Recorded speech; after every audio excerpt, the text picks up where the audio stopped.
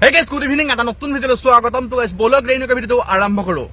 যদি ইউটিউবত চাইছে আপুনি ভিডিওটো চেনেলটো সাবস্ক্ৰাইব কৰক দা নয়ন পুষ্পা ব্লগ আৰু যদি ফেসবুকত চাইছে নয়ন মনি জাস্ট পেজটো ফলো কৰিবলৈ একদম নাপাহৰিব আৰু এ টু জেড স্কিপ নকৰাকৈ ভিডিওটো চাওক আৰু ভিডিওটো মজা ইন্টাৰেষ্টিং হ'বলৈ গৈ আছে প্লিজ ভিডিওখন নকৰিব যে আমাৰ আজিকালি বেমাৰ দিনক দিনে কিয় বৃদ্ধি পাই আছে ইমান ডাঙৰ ডাঙৰ বেমাৰে কি হয় কাৰণে দেখা দি আছে আমাৰ পৰিয়ালত আমাৰ ঘৰখনত আমাৰ সমাজত যে কি হয় কাৰণে ডাঙৰ ডাঙৰ বেমাৰে দেখা দি আছে যে হয়নে আসলতে বেমাৰবোৰ ইনে নহয় বেমাৰবোৰ আমাৰ নিজৰ ভুলৰ কাৰণে হয় গম পাইছে না আমাৰ নিজৰ কাৰণে বেমাৰবোৰ হৈ থাকে আমি কিছুমান নাখাবলগীয়া খাদ্য খাওঁ আমি কিছুমান খাদ্য জোখতকৈ বেছি খাওঁ বা যিবোৰ খাদ্য আমি সপ্তাহত এদিন খাব লাগে সেইবোৰ খাদ্য আমি দিনত 3 বাৰ খাওঁ ৰাতি খাওঁ দিনত খাওঁ ৰাতিপুৱা খাওঁ সেই কাৰণে জোখতকৈ যেতিয়া বেছিকৈ বস্তুটো খোৱা হয় সেই কাৰণে আমাৰ সেইটো বেমাৰে আমাৰ টাচ কৰিব পাৰে বা এটেক কৰিব পাৰে কেঞ্চাৰ টিমি বা এই ধৰণৰ বেমাৰবোৰ ডাঙৰ ডাঙৰ বেমাৰবোৰ এপেণ্ডিক্স গোলবাডাৰ বা পাথৰ এইবোৰ বেমাৰ আমাৰ নিজৰ ভুলৰ কাৰণে হয় যে কাৰো ভুলৰ কাৰণে নহয় নিজৰ ভুলৰ কাৰণে আমাৰ বেমাৰ হয় গম পাইছেনে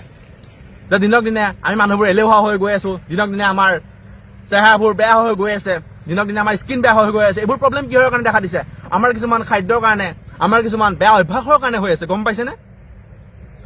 যে এটা উদাহৰণ হিচাপে কৈছো চালনী মাছটো কিমান বিষাক্ত হয় যে মাছটো 1 মাহ 2 মাহ আগতে অন্ধ্ৰপ্ৰদেশত মাৰি থৈ দিব বৰফত দি থৈ দিব আৰু আমাৰ অসম পাওঁতে কিমান দিন লাগিব খুব বেছি 3-4 দিন লাগিব আৰু সেই মাছটো অসমত কিমান দিন হ'ব মিনিমাম 2-3 মাহ থৈ দিব ডাঙৰ বেপাৰী আকৌ সৰু বেপাৰী আনি থৈ দিব বেচিব কাটি বেচিব সেই কেতিয়াই মৰা মাছটো বৰফত থৈ দিয়ে আৰু আমি কাটি বাছি ধুই মেলি ধুনীয়াকৈ বনাই খাই দিওঁ মা মছলা এসোপা দি মুখৰ টেষ্ট লাগে কিন্তু পেটত গ'লে বিষ হয় গম পাইছেনে নেখাব লোকেল মাছ খাওক ঘৰত মাছ পোহক ঘৰৰ মাছ খাওক হয় নহয় কিন্তু লোকেল মাছ খাওক সেইটো কাৰণে হয়তো আমাৰ চালনী মাছৰ কাৰণে বহুতো বেমাৰ হয় চালনী মাছ বহুত বিষাক্ত হয় গম পাইছেনে ব্ৰইলাৰ মাংসটো বহুত বিষাক্ত হয় গম পায় মেডিচিনৰ জোৰত বনোৱা হয় আকৌ ব্ৰইলাৰ বেপাৰীসকলে মোক বেয়া নাপাব কথাটো কৈছো যে আমাৰ বেমাৰবোৰ কিহৰ কাৰণে হয় ফেটছ বাঢ়ে বা ছালৰ বেমাৰ হয় কিহৰ কাৰণে হয় ব্ৰইলাৰ মাংস বহুতেই বিষাক্ত হয় গম পাইছেনে ব্ৰইলাৰ মাংস কাৰণেও হয় ব্ৰইলাৰ মাংস খাব লাগে নেখাব লাগে বুলি কোৱা নাই প্ৰথমতে মাংসটো যদি আনিব দোকানৰ পৰা গৰম পানীত ধুই ল'ব মিনিমাম 15 মিনিটমান বইল কৰিব তাৰপিছত পানীটো পেলাই দিব তেতিয়া চাব বহুত লেতেৰা পানী এটা ওলায় তেতিয়া মাংসটো খোৱাৰ পিছত ক্ষতি নকৰে মানে সেই বীজাণুটো যদি আপোনাৰ পেটলৈ যাব সেই বীজাণুটোৱে আপোনাৰ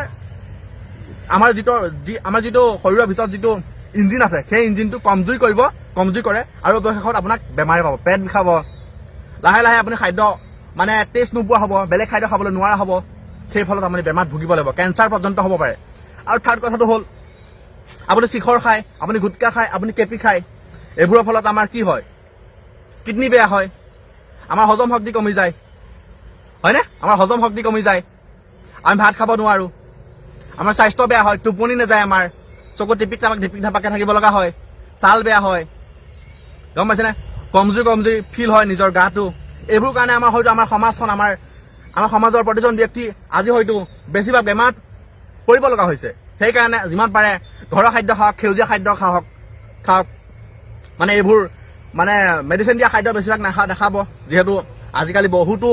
ভেজাল জাতীয় আমি খাদ্য গ্ৰহণ কৰি আছো বেছিভাগ এইবোৰ খাদ্য গ্ৰহণ কৰিব নালাগে কাৰণ আমিতো জীয়াই থাকিব লাগিব ন আমিতো মা দেউতাক পুহিব লাগিব ন আমিতো সংসাৰ কৰিব লাগিব ন যদি এতিয়াই কমজুৰি হৈ যাওঁ পিছত আমাৰ ভৱিষ্যতটো কি হ'ব সেইকাৰণে এবাৰ ভাবক প্লিজ বিতৰ্ক নকৰিব আকৌ এনেকুৱা ধৰণৰ ভিডিঅ'সমূহ আনিবলৈ চেষ্টা কৰিম কথা বতৰাসমূহ লাহে লাহে ক'বলৈ চেষ্টা কৰিছিলোঁ কণ্ট্ৰভাৰ্চি নকৰিব এটা নেক্সট ভিডিঅ'ত লগ পাইছোঁ টাটা বাই বাই জয় অসম জয় জুবিন দা আৰু জুবিন দাই ন্যায় পাব লাগিব কমেণ্টত লিখক justice for Zubeen Garg bye by